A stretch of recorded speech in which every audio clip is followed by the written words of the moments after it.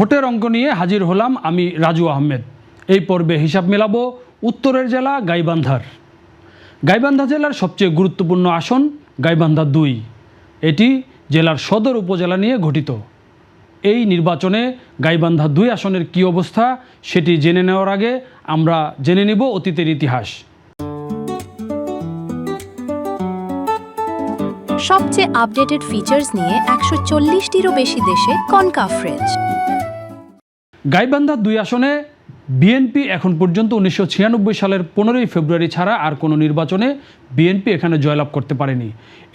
এই আসনটিতে মূলত জাতীয় পার্টি এবং আওয়ামী লীগের মধ্যেই ১৯৯১ থেকে এখন পর্যন্ত প্রতিটি নির্বাচনে প্রতিদ্বন্দ্বিতা হয়েছে।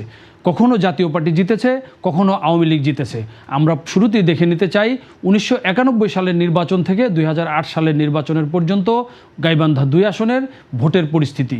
প্রথমেই ১৯৯১ সালের নির্বাচন কি হয়েছিল সেই সময়ে। ১৯৯১ সালের নির্বাচনে বিজয়ী হয়েছিলেন জাতীয় পার্টির আব্দুর রশিদ সরকার। তিনি তাদের দলীয় প্রতীক লাঙল নিয়ে ভোট পেয়েছিলেন ৪৯,৯৩০ ভোট। সেটা মোট ভোটের ৪১.৪%।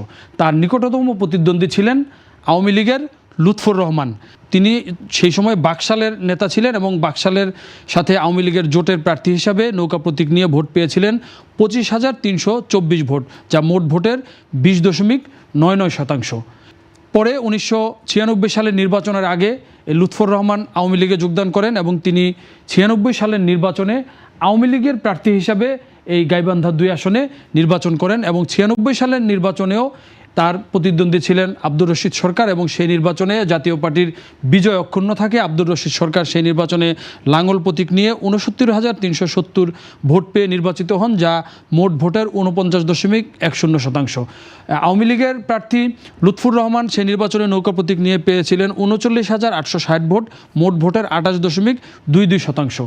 এরপর ২০০১ সালের নির্বাচনে এই দুইজনের মধ্যেই মূলত প্রতিদ্বন্দ্বিতা হয় এই আব্দুর রশিদ সরকার এবং আওয়ামী লীগের লুৎফর রহমান। এবং ২০০১-এ সারা দেশে বিএনপি কিন্তু সেবার জয়লাভ করে সরকার গঠন করেছিল।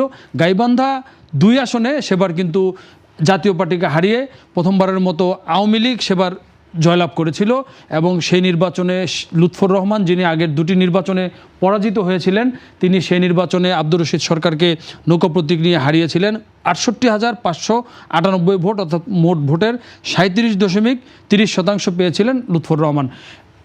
জাতীয় পার্টির প্রার্থী লাঙল প্রতীকের আব্দুর রশিদ সরকার সেই নির্বাচনে পেয়েছিলেন ৬৭,৫১৯ ভোট। তিনি পেয়েছিলেন মোট ভোটের ৩৬.৭২%, অর্থাৎ জাতীয় পার্টির কাছ থেকে অত্যন্ত মার্জিনাল ব্যবধানে ১,০০০-এর মতো ভোটের ব্যবধানে সেবার লুৎফর রহমান আওয়ামী লীগের নেতা তিনি বিজয়ী হয়েছিলেন সেই নির্বাচনে। এরপর ২০০৮ সালের নির্বাচনে জাতীয় পার্টি এবং আওয়ামী লীগের মধ্যে জোট হয় এবং জোটের কারণে সেই নির্বাচনে জাতীয় পার্টি গাইবান্ধা ২ আসনটি আওয়ামী লীগকে ছেড়ে দেয়। সেবার মাহবুব আরা গিনি প্রথমবারের মতো তিনি এই আসনে নির্বাচন করেন গাইবান্ধা ২ আসনে এবং নৌকা প্রতীক নিয়ে তিনি ১,৬৬,৭২৬ ভোট পেয়ে নির্বাচিত হন। তিনি পেয়েছিলেন মোট ভোটের ৭৫.০৫%, অর্থাৎ এই আসনটিতে যে দুটি দল শক্তিশালী আওয়ামী লীগ এবং জাতীয় পার্টি, তারা জোট করে ২০০৮ সালের নির্বাচন করায় সেবার কিন্তু মোট ভোটের গাইবান্ধা ২ আসনের মোট ভোটের ৭৫.০৫% ভোট কিন্তু এই নৌকা প্রতীক পায় মাহবুব আরা গিনি। তার নিকটতম প্রতিদ্বন্দ্বী ছিলেন প্রথমবারের মতো বিএনপির শফিকুর রহমান, তিনি ভোট পেয়েছিলেন ৪৮,৬৮১, অর্থাৎ মোট ভোটের প্রায় ২২%। এই হচ্ছে ১৯৯১ থেকে ২০০৮ সালের এই ৪টি নির্বাচনের অবস্থা। এর পরবর্তীতে এই নির্বাচনী এলাকায় যিনি ২বার এমপি ছিলেন আব্দুর রশিদ সরকার, জাতীয় পার্টির নেতা, তিনি পরবর্তীতে মাহবুব আরা গিনি যখন এই আসনের এমপি হন, এই আব্দুর রশিদ সরকার পরবর্তীতে উপজেলা নির্বাচনে করে সেখানে কিন্তু বিজয়ী হয়ে এখানে উপজেলা চেয়ারম্যান হয়েছিলেন এবং পরবর্তীতে এক পর্যায়ে তিনি ২০১৮ সালের নির্বাচনের আগে বিএনপিতে যোগদান করেছিলেন এবং বিএনপিতে যোগদান করার পর ধানের শীষ প্রতীক নিয়ে তিনি নির্বাচনে অবতীর্ণ হন এবং পরাজিত হন এবং নির্বাচনের কয়েকদিন পরে আবার তিনি জাতীয় পার্টিতে ফিরে আসেন এবং বর্তমানে তিনি জাতীয় পার্টিতে আছেন। তো এই অবস্থায় আমরা 2026 সালের যে ত্রয়োদশ জাতীয় সংসদ নির্বাচন, সেই নির্বাচনে এই গাইবান্ধা 2 আসনের কী অবস্থা সেটা একটু বিশ্লেষণ করার আগে আমরা জেনে নিতে চাই এখানে ভোটার সংখ্যা সম্পর্কে। এই আসনে গাইবান্ধা 2 আসনে মোট ভোটার 4,08,002টি ভোট।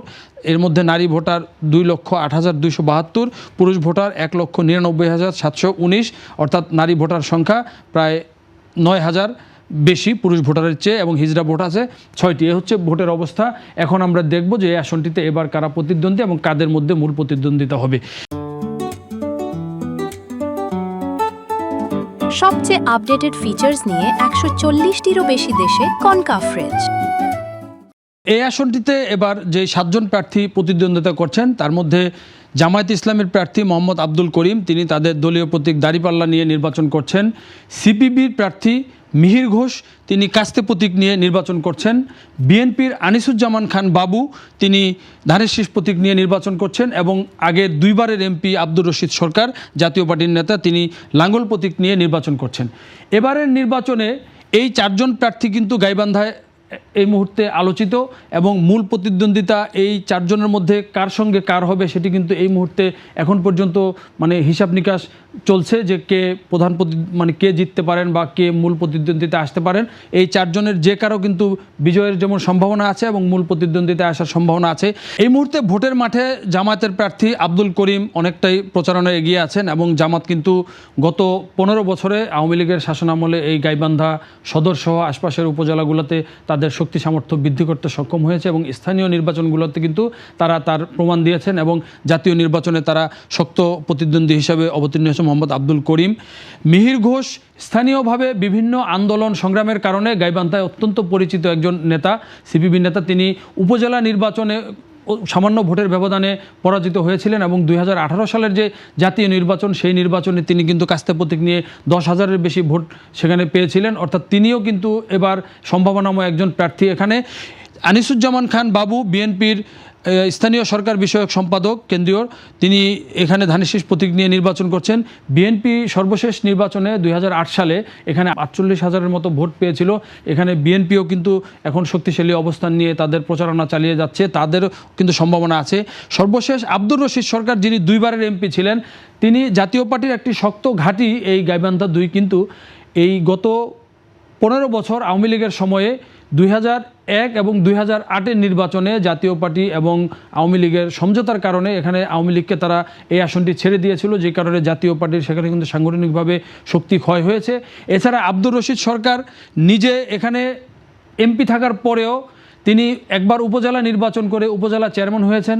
এরপরে কয়েকদিনের জন্য বিএনপিতে যোগদান করে তিনি 2018 সালের নির্বাচনে ধানের শীষ প্রতীক নিয়ে নির্বাচন করেছেন এবং সেই নির্বাচনে পরাজিত হওয়ার কয়েকদিন পরে আবার জাতীয় পার্টিতে ফিরে এসেছেন। এ সমস্ত কারণে কিন্তু তার ইমেজ অনেকটা ক্ষুণ্ণ হয়েছে বারবার দল বদল এবং অবস্থান বদলের কারণে। এই কারণে এবার তিনি অতটা সুবিধাজনক অবস্থান না থাকলেও রংপুর অঞ্চলে জাতীয় পার্টির যে শক্ত ঘাঁটি, সেই কারণে যে কোনো ফলাফল এখানে হতে পারে। অর্থাৎ এই গাইবান্ধা 2 আসনটিতে এই 4 জনের মধ্যে যেমন চতুর্মুখী প্রতিদ্বন্দ্বিতা হতে পারে, একই সঙ্গে যে কোনো 2 জনের মধ্যে বড় ব্যবধানে জয় পরাজয় হতে পারে। এর মধ্যে একটি বড় ফ্যাক্টর হচ্ছে, আমরা যেটা বারবার বলছি, যে আওয়ামী লীগের ভোট এই গাইবান্ধায় আমরা বিগত নির্বাচনগুলোর অবস্থান দেখেছি যে আওয়ামী লীগের একটি জাতীয় পার্টির পরেই তাদের অবস্থান বা তাদের সাথে সমান সমান অবস্থান। আওয়ামী লীগ এবার যেহেতু নির্বাচনে নেই, সেই ভোটটি কাদের পক্ষে যাবে, এবং এই আসনটিতে প্রায় 50,000-এর মতো কিন্তু সংখ্যালঘু ভোট রয়েছেন। সেক্ষেত্রে মিহির ঘোষ সেই ভোটগুলো কতটা ক্যাশ করতে পারেন বা তার পক্ষে কতটা যাবে, সেটা যদি তিনি সেই ভোটগুলো কিন্তু নিজের বাক্সে নিতে পারেন বা সংখ্যালঘু এবং আওয়ামী লীগের ভোট যদি তিনি সমর্থন অনেকটাই পেয়ে যান, তাহলে কিন্তু তিনি সুবিধাজনক অবস্থানে চলে যেতে পারেন। এছাড়া জামায়াত ইসলামীর মোহাম্মদ আব্দুল করিম, তিনি এনসিপি সহ ইসলামী যে দলগুলো রয়েছে সেই দলগুলোর কিন্তু সমর্থন এখানে পাচ্ছেন এবং সব মিলিয়ে তারও একটি শক্ত অবস্থান রয়েছে। ফলে যে জামাত বিরোধী ভোটগুলো যদি ঐক্যবদ্ধ হয়ে এই আব্দুল করিম বা জামাতের দাঁড়িপাল্লাকে ঠেকানোর জন্য একসাথে হয়, তাহলে কিন্তু সেখানে একটা বড় ধরনের ফ্যাক্টর হতে পারে। এ হচ্ছে গাইবান্ধা 2 আসনের সার্বিক অবস্থা। অর্থাৎ এখন পর্যন্ত সুনির্দিষ্টভাবে এই আসনটিতে এই 4 জনের মধ্যে আসলে কে এগিয়ে থাকবে সুনির্দিষ্টভাবে সবচেয়ে আপডেটেড ফিচার্স নিয়ে 140টিরও বেশি দেশে কনকাফ্রেজ। ভোটের দিন যত ঘনিয়ে আসবে আমরা আরও বেশি পরিষ্কার হব যে এই আসনটিতে আসলে শেষ পর্যন্ত শেষ হাসি কে হাসতে যাচ্ছে। তো এই পর্যন্ত আমরা গাইবান্ধা 2 আসনের যে আলোচনা এখানেই শেষ করছি। আমরা আশা করছি আগামীতে অন্যান্য আসন নিয়ে আপনাদের সামনে হাজির হব এবং আপনারা আমাদের সঙ্গে থাকবেন।